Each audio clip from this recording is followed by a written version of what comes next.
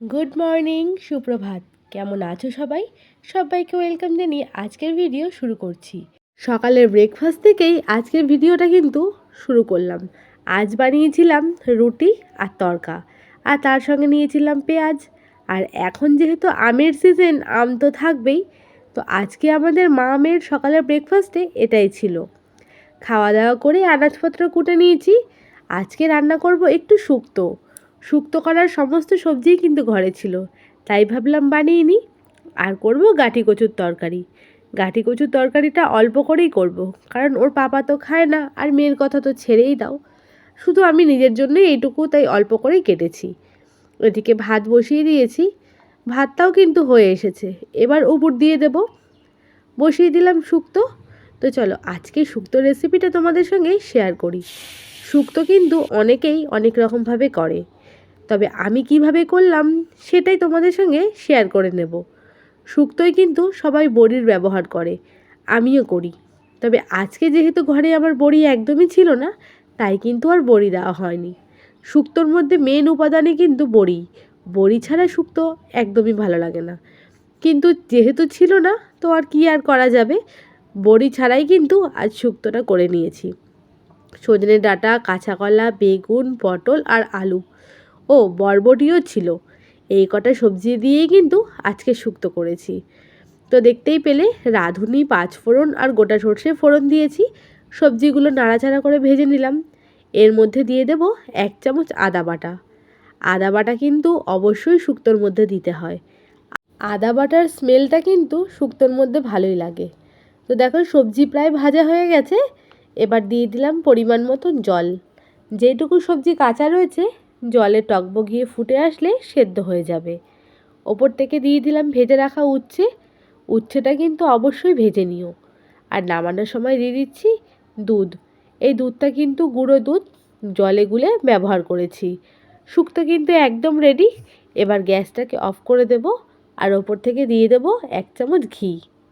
তো বন্ধুরা, আমার এই শুক্তো রেসিপিটা কেমন লাগলো অবশ্যই কমেন্টে জানিও। ফাইনাল লুকটাও কিন্তু তোমাদেরকে একবার দেখিয়ে দিলাম। গরম ভাতের সঙ্গে খেতে দুর্দান্ত লাগে। অনেকটা কিন্তু অনুষ্ঠান বাড়ির মতনই খেতে হয়। তোমরা একবার এইভাবে করে দেখো, তোমাদেরও ভালো লাগবে। রান্নাবান্না সমস্ত কিছু সেরে নিয়েছি। এখানে রয়েছে ভাত আর শুক্তো, যে রেসিপিটা তোমাদেরকে শেয়ার করলাম। আর এইখানে রয়েছে সমস্ত রকম সবজির খোসা, কাঁচা কলা, আলু, কুমড়ো, সব কিছুর খোসা, আর খোসা ভাজা। আর রয়েছে গাঁটি কচুর তরকারি।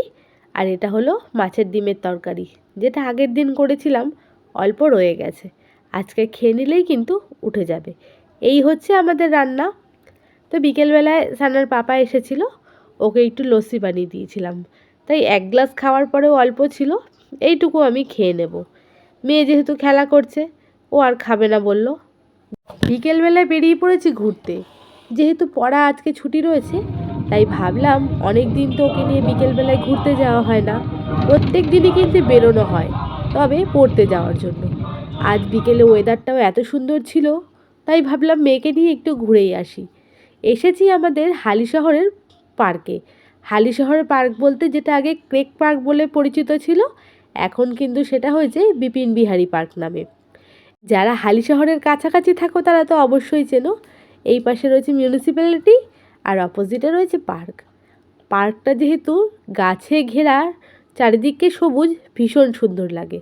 আজকে তবে অন্য গেট দিয়ে ঢুকছি। প্রত্যেক দিন ওই পাশের গেট দিয়ে ঢুকি, আর এই পাশের গেট দিয়ে ঢুকলেই কিন্তু সামনের দিকে পড়ে একটা ক্যাফে। এখানে কফি, সন্ধ্যেবেলায় ছোটোখাটো স্ন্যাক্স, সমস্ত কিছুই কিন্তু পাওয়া যায়।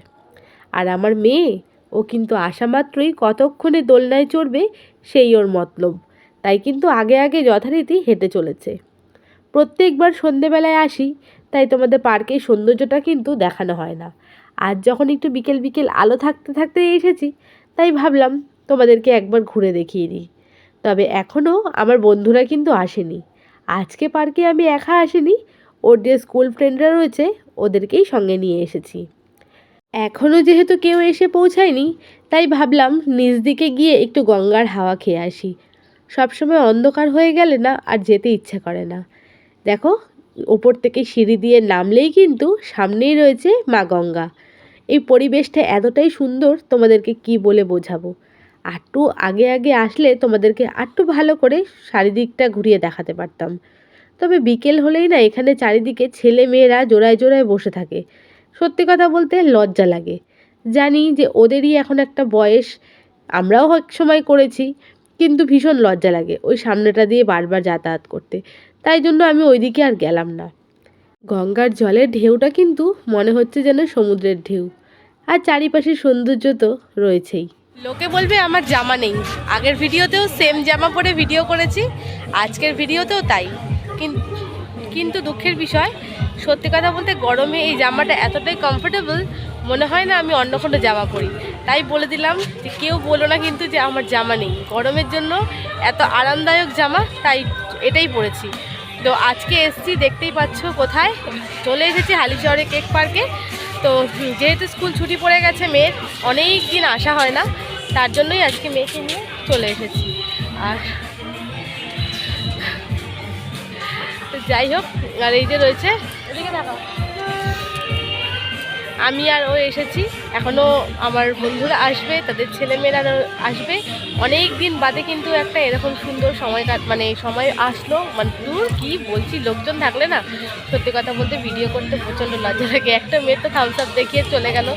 যাই হোক, অনেক দিন বাদে আমরা এরকম আজকে একটা প্ল্যান হলো যে আসার, একটু গল্প আড্ডা দেবো। তো তার জন্য একটু আগে আগে চলে এসেছি। আর যেহেতু একটু আগে আগে এসেছি, ওই জন্য না এই বিকেলবেলা এই নিচ দিকটায় নামলাম, নাহলে অন্ধকার হয়ে গেলে এই নিচ দিকটায় খুব একটা নামা হয় না। আর মেয়ে যেহেতু একা একা রয়েছে, ব্যস্ত হয়ে যাচ্ছে, কতক্ষণে গিয়ে দোলনা চলবে। এলাম চল নিচ দিক থেকে একটু ঘুরে আসি তারপর। তো সঙ্গে থাকো, ভিডিওটা দেখতে থাকো, আশা করি ভালো লাগবে। বেশ খানিকক্ষণ এখানে দাঁড়ানোর পর এবার উঠে যাচ্ছি ওপরে। তোমাদেরকে তো এই বটগাছটা দেখানোই হয়নি। এই পার্কের মধ্যে কিন্তু এই বটগাছটা বহু পুরনো, আর এই বটগাছের জন্যই কিন্তু পার্কটার সৌন্দর্য অনেক বেশি বেড়ে যায়। তো এবার আরও ওপর দিকে চলে আসলাম। ওপর দিকটাতেই রয়েছে কিন্তু বাচ্চাদের দোলনা, খেলাধুলার সমস্ত জিনিস, আর নিচ দিকটায় বসার জায়গা। তো মেয়ে এখন দোলনা পেয়ে দুলতে শুরু করে দিয়েছে। আর যেহেতু ওর বন্ধুরা এখনও পর্যন্ত এসে পৌঁছায়নি, তাই কিন্তু একা একাই খেলছে। আর এই দোলনাগুলো চড়তে কিন্তু আমার মেয়ে ভীষণ পছন্দ করে। তো ওই দেখো ওই পাশে দোলনা দুলছে, আর এই পাশে আমি গাছের তলায় এসে এখানে বসলাম। এত সুন্দর হাওয়া দিচ্ছিল, তোমাদেরকে কি বলবো। আর বন্ধুরা, সত্যি কথা বলতে আজকে ওয়েদারটা কিন্তু ভীষণই ভালো ছিল। শুধু আজকে বলে না, কিন্তু এখন বেশ কয়েকদিন ধরে ওয়েদার বিকেলবেলার দিকে বেশ ভালোই হয়ে যায়। তো ওকে হয়তো দোলনা থেকে কেউ নামিয়ে দিয়েছে, তাই সেটাই কিন্তু আমাকেও বলতে এসেছে। দেখো, গল্প করতে করতেই চলে এসেছে দেবাংশু বাবু। তোমরা তো ওর বন্ধুদেরকে প্রায় সবাই চেনো। দেবাংশু চলে এসেছে, আর দুষ্টুমি এক্ষুনি শুরু হয়ে যাবে। তার সঙ্গে চলে এসেছে ওর মাও, আর হাতে করে এনেছে প্যাকেটে করে রেনকোট, জলের বোতল, সমস্ত কিছু। আর যেহেতু অনেক দিন পরে দেখা হয়েছে, বেশ কিন্তু এক্সাইটেড আমরা। স্কুল ছুটি হওয়ার পরে কিন্তু আজ আমাদের প্রথম দেখা হলো। আর এখানে আরও এক বান্ধবী চলে এসেছিল, তার ছেলেই এখন খাবে ঘটি গরম। শুধু ও না, কিন্তু আমরা সবাই খেয়েছিলাম ঘটি গরম। পার্কে আসলে একটু চা, একটু ঘটি গরম না খেলে কিন্তু ভালো লাগে না। এইবার কিন্তু বেশ অনেক দিন পরেই আজকে পার্কে আসলাম। সেই হোলির সময় লাস্ট এসেছিলাম, আর হোলির পরে এই এখন আসলাম। বলতে পারো কিন্তু প্রায় 2-2.5 মাস পরেই আসা হয়েছে। পার্কের মধ্যে এই জায়গাটা খুবই সুন্দর লাগে, তাই ভাবলাম আজকে তোমাদের একটু দেখিয়ে দিই। তো এখন বাজে 7:30, আর আজকের মতো পার্কে ঘোরা আমাদের এখানেই কমপ্লিট। বেশ অনেকক্ষণ সময় কাটালাম, বান্ধবীদের সাথে গল্প করলাম, এরপর বেরিয়ে যাবো সোজা বাড়ি। তারপর বাড়ি গিয়ে তো রাতে রান্নাবান্না আছেই। তো চলো বাড়ি যাই, গিয়ে তারপর তোমাদের সঙ্গে আবার দেখা হচ্ছে। বেরিয়ে পড়ছি পার্কের থেকে, আর বাচ্চাগুলোকে দাঁড় করিয়ে একটা করে ফটো তুলে নিচ্ছি। কাল রয়েছে দশহরা। আমাদের কিন্তু বাড়িতে উনুন জ্বালাতে নেই বা আগুন জ্বালাতে নেই, তাই সকালের ব্রেকফাস্টের জন্য এখান থেকে নিয়ে নেব পাউরুটি। সকালবেলায় জ্যাম দিয়ে কিংবা কলা দিয়ে আমি আর মেয়ে দুজনে টিফিন করে নেব। তবে এই দোকান থেকে পাউরুটি কিন্তু কিনিনি, কারণ বড় বড় প্যাকেট ছিল। অত বড় প্যাকেট নিয়ে কি হবে। চলে এসেছি ফলের দোকানে, এখান থেকে নিয়ে নেব 4টে কলা। সকালবেলায় পাউরুটি আর কলা দিয়ে আমাদের টিফিন হয়ে যাবে। কলার দোকানের পাশেই কিন্তু আরও একটা বেকারির শপ রয়েছে, সেখান থেকেই ছোট 1 প্যাকেট পাউরুটি নিয়ে নিয়েছি। বাড়িতে এসে কালকের জন্য রান্নাবান্না বসিয়ে দিয়েছি। কাল আমাদের পান্তা খেতে হয়। তো তার জন্যই করব আলু ভাজা আর সয়াবিন আলুর তরকারি। অনেকের বাড়িতে কিন্তু আজকের এই দিনে রান্না পুজো হয়, অনেক রকম ভাজা, শাক সবজি, ইলিশ মাছ রান্না করা হয়। তবে আমার শাশুড়ি মাকে দেখতাম, উনি যেরকম করে আমাদের শিখিয়ে গেছেন ঠিক তেমনই কিন্তু করি। আর এত রকমারি ভাজা খাওয়ার কিন্তু কেউ নেই, তাই এখন পদ কমিয়ে দিয়েছি, 1 থেকে 2 পদ এই রান্নাই করি। তো কী কী রান্না করলাম সেটা তোমাদেরকে পরের ব্লগে দেখাবো। আর আজকের ভিডিও এইখানেই শেষ করছি।